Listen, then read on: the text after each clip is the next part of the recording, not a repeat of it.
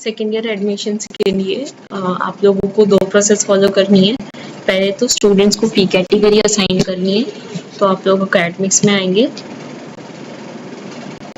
इसके अंदर स्टूडेंट्स के अंदर जाएंगे, यहाँ पे सर्च स्टूडेंट और स्टूडेंट प्रोग्राम 2 ऑप्शन है। आप पहले स्टूडेंट प्रोग्राम में जाएंगे, इसके अंदर आपको 2024 के जितने भी बच्चे उनको असाइन करना है, सिर्फ प्रोग्राम, सारे बच्चों को नहीं करना है। तो पहले आप ये एनरोलमेंट नंबर से सर्च कर लेंगे MU0341122024 2024 वाले बच्चे ही आएंगे, मतलब सिर्फ हमें वो बच्चे दिखाई देंगे यहाँ पे जो हमारे पास 2024 में है। यहाँ पे 2024 सर्च करनी है। अब इस डिपार्टमेंट के पास सिर्फ 2 बच्चे हैं, तो उन्हें वो फी कैटेगरी असाइन करेंगे। फॉर एग्जांपल ये दोनों ही जनरल कैटेगरी के, तो आप दोनों को ही जनरल कैटेगरी असाइन करेंगे। अगर बच्चे जनरल कैटेगरी में नहीं है या फिर बच्चे जनरल ओबीसी एससी में है, जो भी कैटेगरी में, वो आप यहाँ पे कैटेगरी के अंदर सर्च करेंगे और उन्हें वो कैटेगरी असाइन करेंगे। फॉर एग्जांपल अभी बच्चा जनरल ओबीसी में है लेकिन वो पेमेंट जनरल कैटेगरी की कर रहा है, तो आप उसे जनरल कैटेगरी ही असाइन करेंगे। जो भी बच्चा है उसे 1 बाय 1 सिलेक्ट करेंगे या बल्क में सिलेक्ट करके। अभी यहाँ पे देखिए जो फी कैटेगरी वाला टैब वो खाली है। यहाँ पे जैसे ही हम असाइन फी कैटेगरी करेंगे, ओपन,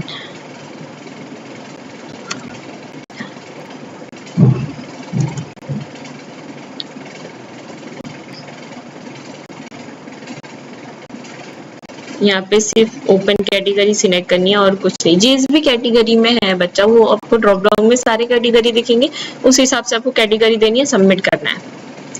वो कैटेगरी देते ही यहाँ पे जो फी कैटेगरी वाला जो ये है, ये देखिए यहाँ पे दिख रहा है आपको कि बच्चे को ओपन कैटेगरी असाइन हुई है।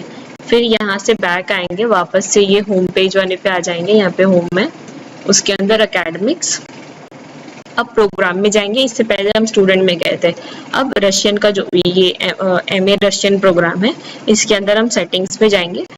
यहाँ पे आप लोगों को फी कैटेगरी का एक टैब दिख जाएगा, 2nd नंबर पे या 3rd नंबर पे। यहाँ पर ऐड फीस करेंगे।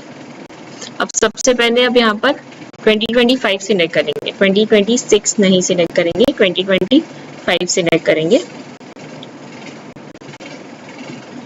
यहाँ पर दिसंबर सिलेक्ट करेंगे, सॉरी यहाँ पर जुलाई सिलेक्ट करेंगे। यहाँ पे बच्चा 2nd 3rd टर्म की पेमेंट कर रहा है, तो यहाँ पे आप 3 सिलेक्ट करेंगे। यहाँ पे वो बच्चे जिस भी कास्ट में पेमेंट कर रहा है या जो कैटेगरी आपने असाइन की है वो सारी ओपन डालेंगे। अभी जैसे यहाँ पे मैंने ओपन डाला है तो ओपन, यहाँ पे आप बल्क में भी कैटेगरी डाल सकते हो, जितनी चाहिए उतनी।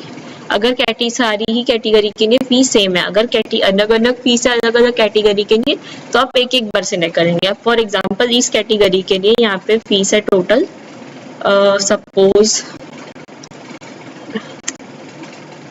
1500 समथिंग। ये फीस नहीं होगी, मैं जस्ट एक ये डेमो डाल रही हूँ। प्रोसेसिंग फीस कुछ भी नहीं रहेगी। देन यहाँ पर आपको इनएक्टिव की जगह पे एक्टिव करना है स्टेटस में, दैट्स इट। यहाँ पे आपको सेव करना है। अब जैसे ही सेव करेंगे वहां पे आपको लिस्ट में फीस दिख जाएगी जो अभी तक ब्लैंक दिख रही थी, तो सेव बटन पे क्लिक करेंगे।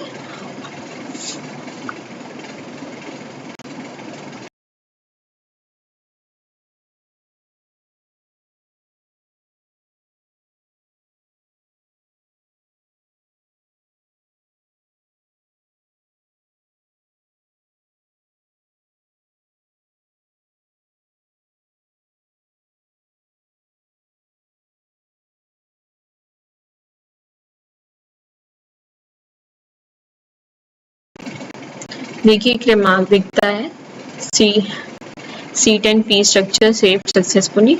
अब ये 1500 फीस हो गई। अब यहाँ पर ये एडिट बटन के नीचे जो आपको ये डॉट्स वाली बटन दिख रही है, एड बजट हेड वाली बटन है ये, यहाँ पर आप ओपन करेंगे इसे और यहाँ पर आप वो 1500 आपने किस में डिवाइड किया है वो मेंशन करेंगे कि कौन से हेड में। तो यहाँ पे जो भी सर्कुलर फीस है या फिर एनुअल फीस है, एडमिशन फीस है, जो भी फीस आप लेते हैं वो यहाँ पर मेंशन करेंगे। फॉर एग्जांपल अभी के लिए मैं डाल देती हूँ development fees 100 rupees, disaster management 10 rupees, deposit question. अब मैंने इतनी ही डाली तो देखिए 1300 का गैप आ रहा है। तो जो भी टोटल फीस है वो आपको डालनी है।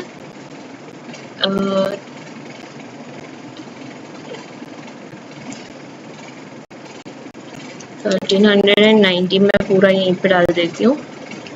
एक बार आपने ऐसे डाल दिया, जो भी पूरी 1500 फीस हो गई, उसके बाद यहाँ पे देखिए यू हैव एडेड 1500, यहाँ पर आप लोगों को फी है, कॉपी फी हेड लिखा हुआ है, ये आपको नो करना है। किसी भी प्रोग्राम में आपको कॉपी नहीं करना है।